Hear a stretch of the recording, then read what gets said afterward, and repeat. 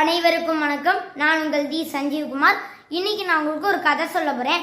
அது என்ன கதைனா, திருநாவுக்கரசருக்கு அதாவது அப்பருக்கு எப்படி கைலாய காட்சி இது திருவையாறு கோவிலில் கிடச்சது அப்படின்னு.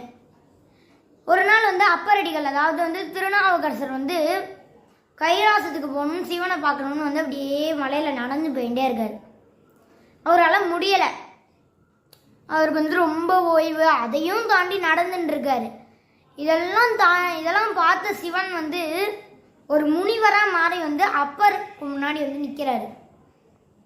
அப்பருக்கு முன்னாடி இன்னொன்னா அந்த இடத்துல குளம் ஒரு உருவாக்கிட்டு அவருக்கு முன்னாடி வராரு.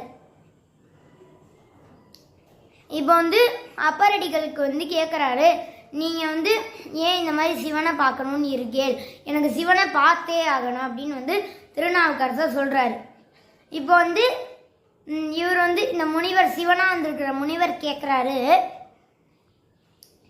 நீங்கள் இந்த மாதிரி போகக்கூடாது, உங்களுக்கு பார்க்கவே ரொம்ப உடம்பெல்லாம் வயசாக இருக்குது, மயக்கம் போடுற மாதிரி இருக்கேலே, இந்த மாதிரி எல்லாம் நீங்கள் வந்த வழியிலே போயிடுங்கோ திரும்பவும் அப்படின்னு அந்த சிவன் சொல்கிறாரு திருநாவுக்கரசர்கிட்ட. ஆனால் இப்போ வரைக்கும் அவருக்கு தெரில, எனக்கு சிவனை இப்போ பார்த்தே ஆகணும் அப்படின்னு அப்பரடிகள் ஒத்துட்டார்.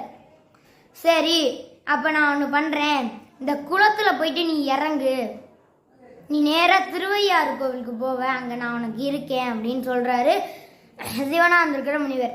இப்போ இந்த அப்பருக்கு தெரிஞ்சிருச்சு சிவன் தான் அப்படின்னு. சரின்னு அவரும் போயிட்டு அந்த குளத்தில் இறங்குறாரு.